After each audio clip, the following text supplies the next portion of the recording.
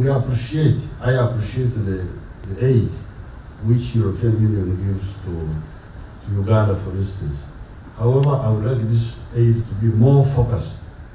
If you analyze the support, solidarity we get from the European Union, it is not always focused. If it is to give private sector aid growth, then we must deal with the infrastructure so that we lower costs. But sometimes you find, resources scattered all over the place, the women's rights, the children, and fantastic. Those are all ideas. Because if you say we are supporting children's rights, with what money?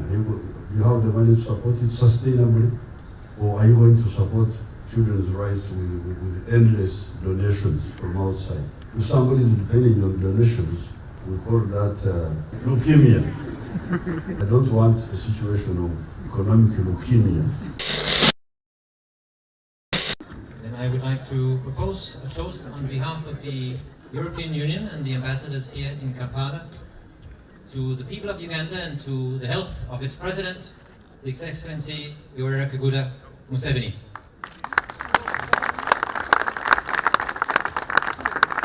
And I would like to reciprocate the toast for the success and prosperity and bilateral relations between the European Union and Africa to the success of Europe.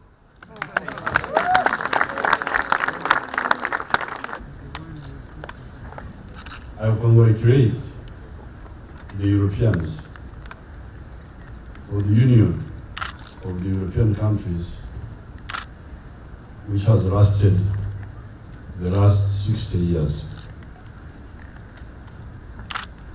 I studied European history. I know that the European continent used to have wars.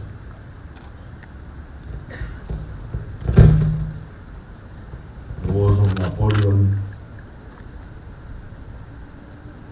the revolutions of 1848, the Franco-Prussian War of 1870, other wars in between, the First World War, Second World War.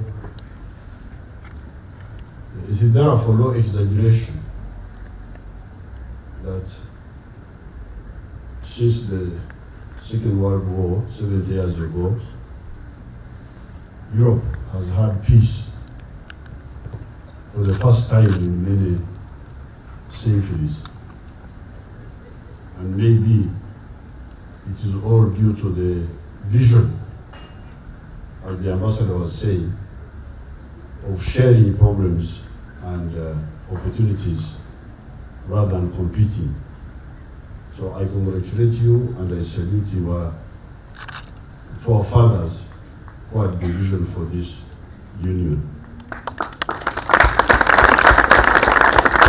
Among yourselves, but remember that we're also part of those wars in supporting you in your wars, which we didn't understand. But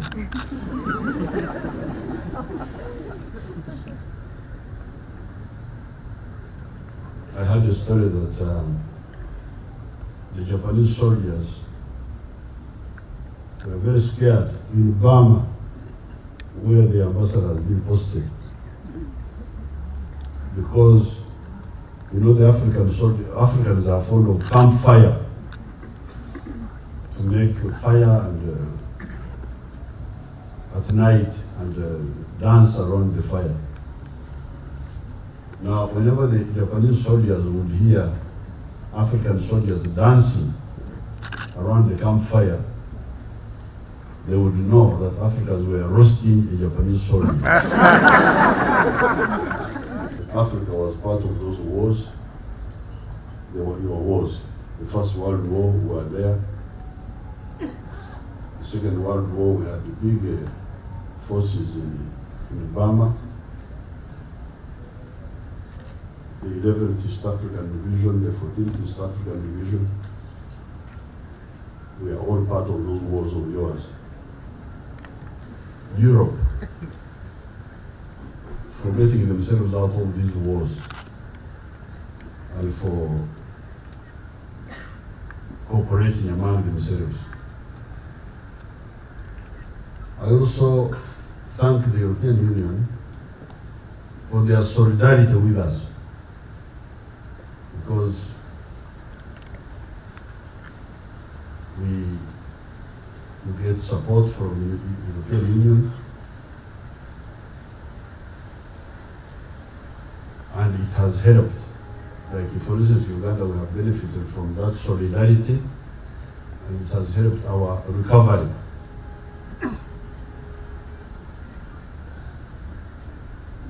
The future between Europe and Africa should be very bright if it is used seriously, deliberately, and realistically.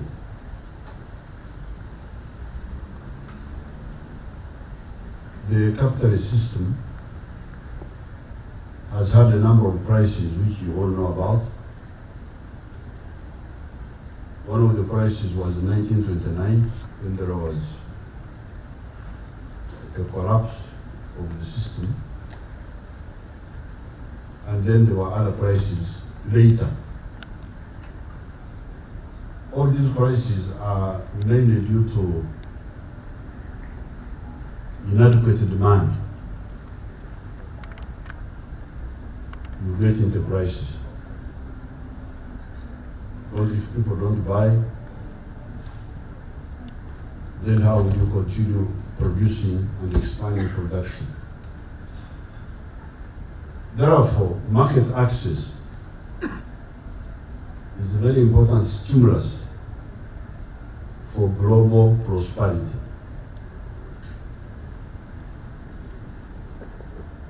People talk about isolation. I don't know how they will solve that issue. Because certainly even Uganda now, which is just coming from a very low level of production, if we do not have the regional markets of East Africa and even the global markets, our job would be impossible. When I buy what you produce, I am supporting your prosperity. When you buy what I produce, you are supporting my prosperity. That's common sense. That is the elementary economics in the secondary school. Therefore, Europe with 500 million people, Africa with 2.5 billion people in the next 30 years, there is nothing but opportunities if we handle them correctly. For Europe, in relation to Africa, the opportunities are in investments, in trade, and tourism. Those three words. ITT. Investment, trade, and tourism. If we put this on the forefront, there's no way we can go wrong.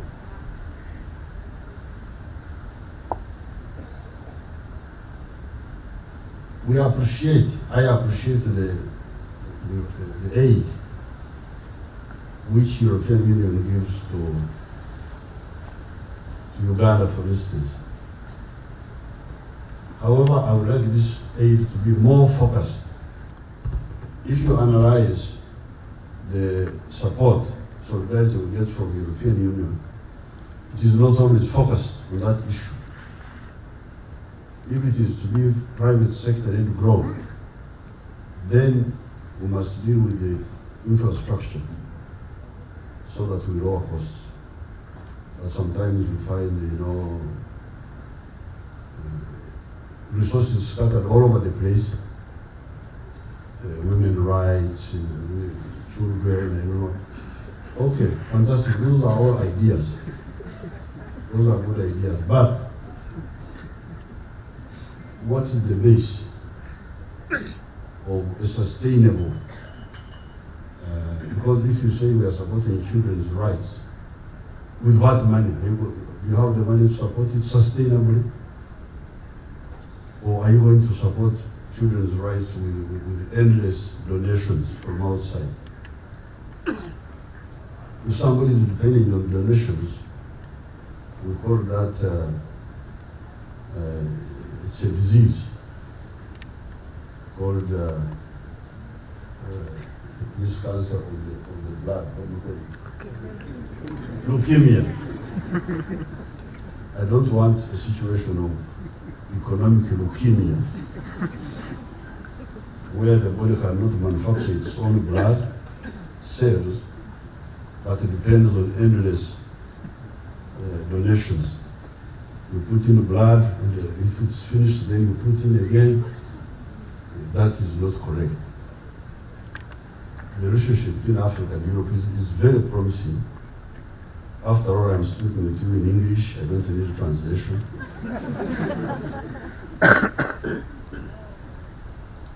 I don't speak Chinese. I don't speak Hindi.